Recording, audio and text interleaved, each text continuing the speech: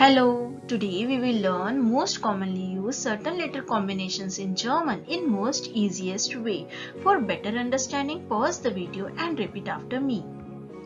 Our today's first combination is "ige" am Wort end.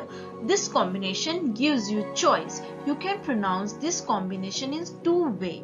First is ich, second is ich. Zum Beispiel Pfirsich, Pfirsich. Richtig, richtig. König, König.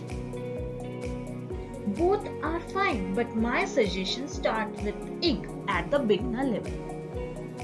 Our next combination is T-E-O-N, pronounced as Zion. Zion. You will find this combination only at the middle or at the end of a word. Zum Beispiel funktionieren, Station, Position.